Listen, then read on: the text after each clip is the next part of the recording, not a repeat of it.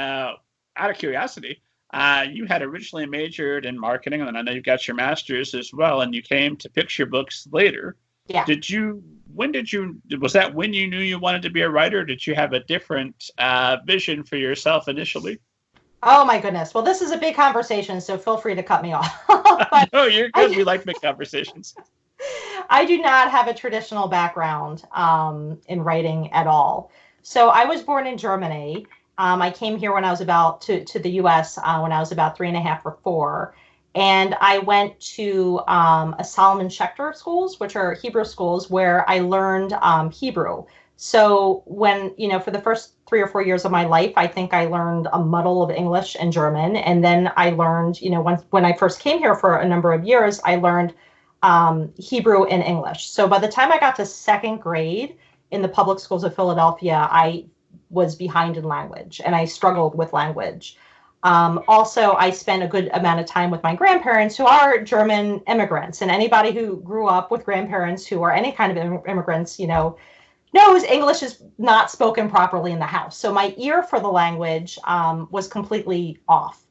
And I sort of, I found my way after a couple of years in school, but I was, I guess, insecure about my, language ability. I was also happened to be okay at math. So they pushed me, the educators kind of, celebrated that and pushed me in a certain direction. So by the time I graduated from high school, I said, oh, no, language, not my thing. This is what I've been told. This is what I experienced. I'm not going to do anything in language. I have to pursue something in math. That's in my head. That's, how I evolved to that. Meanwhile, I remember in 11th grade, I took an English course, and there was a bunch of creative writing. There was a bunch of, analysis of fiction, and I loved it. I loved it. I almost had to say, okay, stay focused. Don't have this love. But I remember it sort of planted a seed for me. Then I went on and I, studied business as an undergraduate. And then as a young adult, my first job was as a management consultant with Deloitte Consulting. And I remember all this time, I felt a little bit of a creative void where I just liked, the idea of painting, even though I'm a terrible painter, or I like the idea of crafting, even though I'm not a particularly good crafter. I would receive a joy from that, a creative joy when I engaged in these kinds of activities. The problem if you're a busy young professional is you don't have time, to take a painting class, to get supplies. It's not as accessible.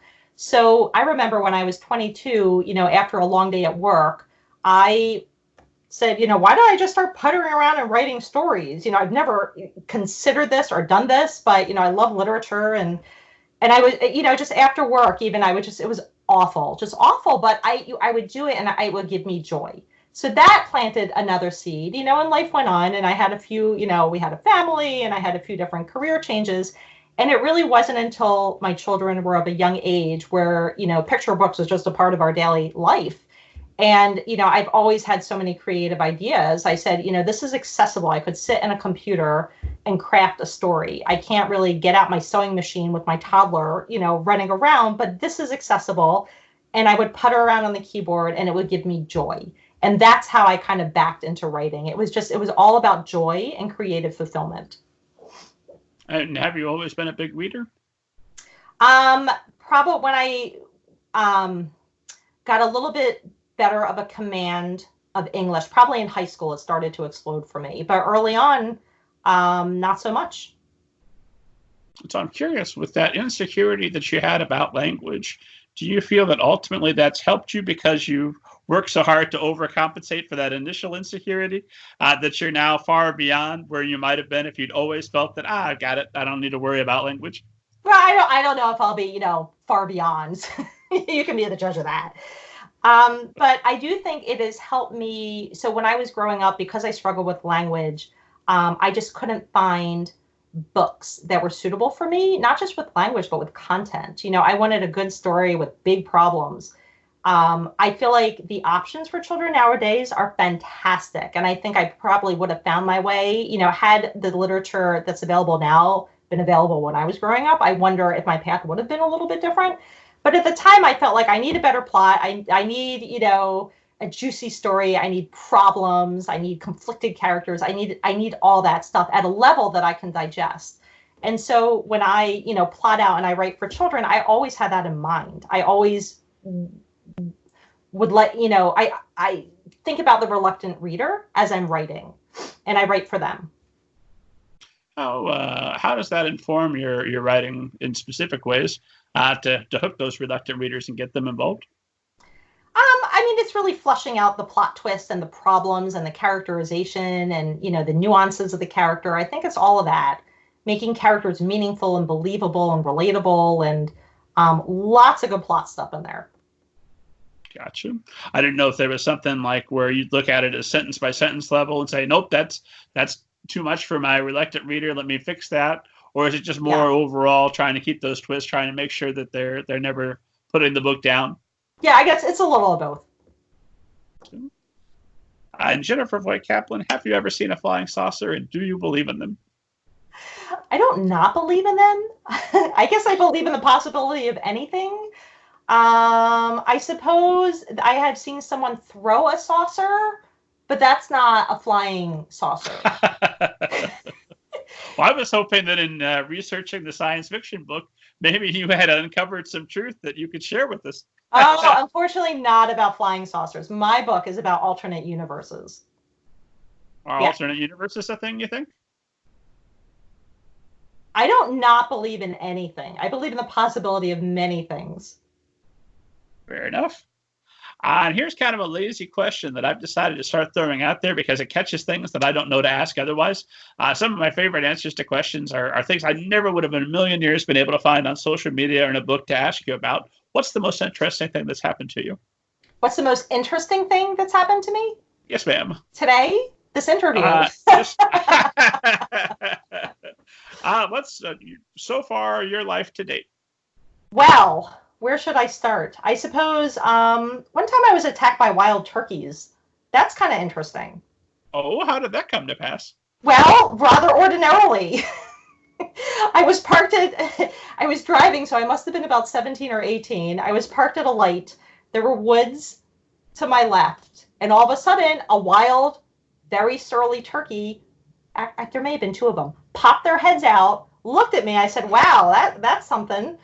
And then they made eye contact, and they started running for my car, squawking or whatever sound they make, with the intent to attack. And so this is quite a few years ago. And nowadays you have the automatic windows where you could just, press a button and they shoot up rather quickly. I had a car with the old-fashioned crank. So I had maybe about 4 seconds before the aggressive wild turkeys got to me. And I'm just cranking very quickly. And sure enough, they did get to me, and they started pecking the heck out of my window. If it were a horror movie, they would have reached you just as you were almost cracked up, and then there'd be a beak just poking through into the car. Exactly. Oh my God. Yeah, and I'm still waiting for a good opportunity to add that into one of my books. Were you eating a turkey sandwich at the time, or had you done something to provoke them? That's so funny. Hey, I was the victim. I didn't do anything in the situation. I suppose that's literally a question along the way. You know what? Never mind. I'm not gonna follow up that thought. I am gonna ask you this question, and this is my kind of catch-all question, and we'll end on this. If there was one or two or however many bits of advice you'd like that you could go back and give to younger you as you're starting your writing journey, that would have made a significant difference for all the writers who are listening, that might still make a difference for them, what would you go back and tell yourself? Well, I don't know if my situation is so typical for most career writers, but, I would just say be open-minded. I did have glimmers of joy with fiction as a younger person, and I pushed them out because I wanted to stay on track for what I was told that I should stay on track to do. So if I were a little bit open-minded, if I just broadened my horizons a little bit, I wonder if it would have propelled me earlier or in a different way, or my skill would have developed in a different way. Mind you, I have no regrets. I love how this is all played out. I love, given my situation growing up, I feel very good about where I am. And if I feel a deficit in, any particular area where I want to improve my craft, there's, a million wonderful seminars and conferences that I could pursue. So, I suppose for anybody, just as a younger person, just don't be so narrow-minded. And the reverse is true. If you, see yourself only as, an English person, but yet, you did have fun with that logic puzzle, and, what's up with that? Indulge it. Just indulge it. Any little glimmer of interest, even if it isn't compatible with your identity at the time, go with it and see where it takes you.